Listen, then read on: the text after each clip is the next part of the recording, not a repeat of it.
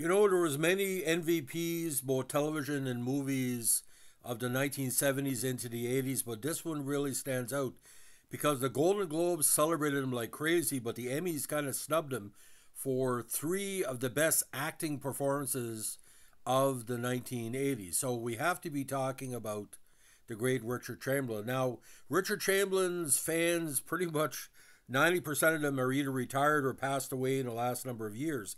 But at one point, he rivaled any actor of his era for popularity, for talent, and for impact. Now, we're going to talk a little about why he became who he became. Now, from the time he was born, we knew he was going to do things because he had graduated from Beverly Hills High School, and when he later attended Pomona College in 1956, he eventually co-founded an LA-based theater group, Company of Angels, after he attained the rank of sergeant while serving a career for 2 years. Now, in this group, he began appearing on TV in guest roles in the early 1960s. In 1961, he got his big break when he gained widespread international fame as a young intern Dr. Kildare, in the NBC MGM television series of the same name, co-starring with Raymond Massey. He eventually established a recording career, which had great success, several hits, thematic ones from the show, and of his own covers and creations.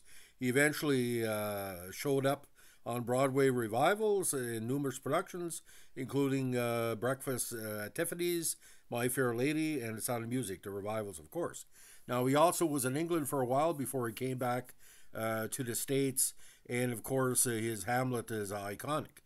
Now, in the 1970s, just to show what he was doing, Chamberlain appeared in The Music Lovers, Lady Caroline Lamb playing Lord Byron, The Three Musketeers, a big hit, The Lady's Not for Burning, The Towering Inferno, and The Count of Monte Cristo.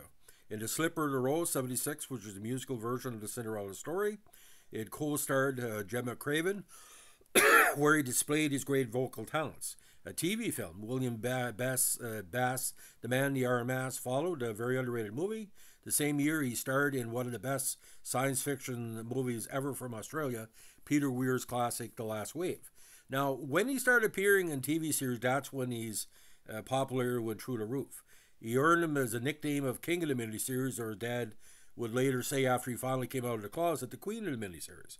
This included a very, very popular Centennial, probably the most popular miniseries ever shown in North America, which ran from 78 to 79. The classic Shogun, which was robbed from numerous Emmys during that era. And of course, the Barbara Stanwyck, and Chamberlain led the Thorn Birds. He also co-starred with Rachel Ward again in Barbara Stanwyck in that movie, where, the series, where Stanwyck's character was literally deeply spiritually and physically in love with his priest, Father Ralph de Briscoe. Now, in the 1980s, he appeared as a leading man in the movie King Solomon's Mines, which basically based on the old movie style, kind of his own version of Indiana Jones. He also was the first person to play Jason Bourne, David Webb, in the TV film version of The Bourne Identity in '88. Now, he was outed not by his choice in late 1980s by a French women's magazine, No Dieu, and he confirmed in his autobiography, Shattered Love, a memoir. Now, he had been involved with an actor, Wesley Ure, for a number of years, and he also had a long-term relationship with Martin Rabbit, an actor. And like I said, that was kept on the down low. But what we really appreciated about Chamberlain's style, he could do any acting role that was called upon, whether it be, an expatriate in Japan just trying to survive under like a system he didn't understand, or an action hero, or like a compassionate person trying to help Aboriginal people. But if it really stands out for me again, it's the Thorn Birds. It's a characterization that has to be seen to believe. Every scene he's in it, he acts it to a level where it is Richard Chamberlain as that character, but he's playing it like, we really don't know if he is sincere in what he wants to accomplish. A very complicated part. And you think it's easy playing a priest. I think a lot of actors that followed him male and female playing actors and ministers, owe a lot to him because it's a combination of spirituality and basically self-denial to a level that it was very deep.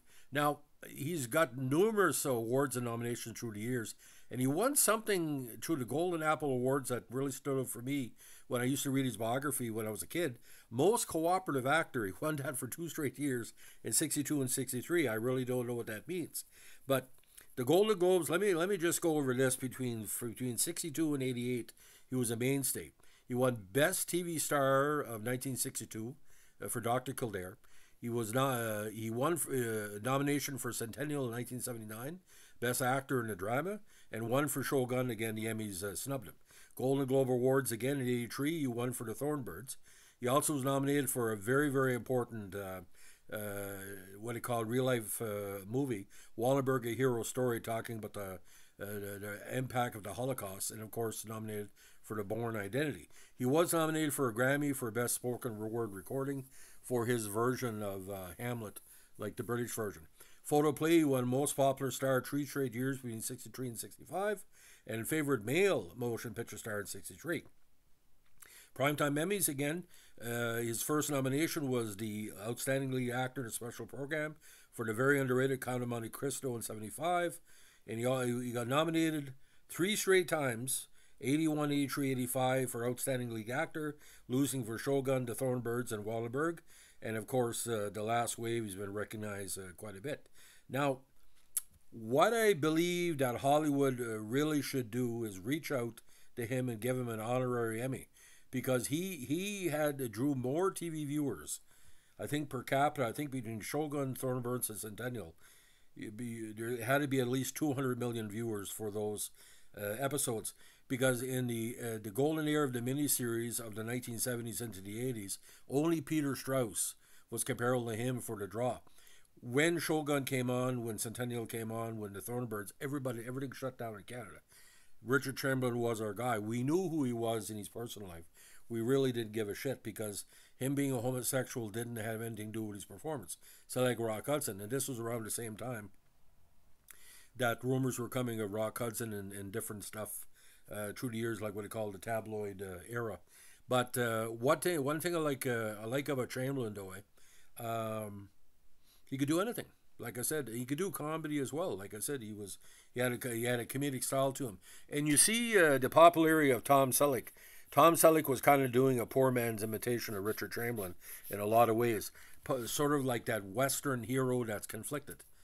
Not Western like in a Western, but like somebody from the West. But Centennial, my God, he chewed up the scenery there with his co-stars. It has to be seen, believe you can pick up the documentary. Well, I call it documentary, but the miniseries, it is kind of goes like a documentary. But what Chamberlain did with Dr. Kildare as well was to draw in the popularity of the current fans of medical dramas. Every medical drama in 2023, even going back to ER, the ones of the 80s and 90s, it all draws back to Dr. Kildare because, handsome guy, smart, and would could solve or motivate solve things or motivate people to a level that hadn't been seen. So Richard Chamberlain, to me, again, king in the miniseries, and probably again the MVP of television for the 70s and 1980s. If you look at pound for pound what he did for TV, very few people will touch him. So, ladies and gentlemen, if you like what we're doing with our Vintage TV podcast, you're a fan of Richard Chamberlain, let me know with a like, comment, subscribe, or share. I know his voice was very underrated too. He's a very good performing artist, sort of like Tab Hunter in a style way, and he could do anything. Like I said, stage, screen, behind the scenes, good motivator of young artists coming up. So, we really appreciate Richard Chamberlain and all these facets. Thanks for listening. Bye.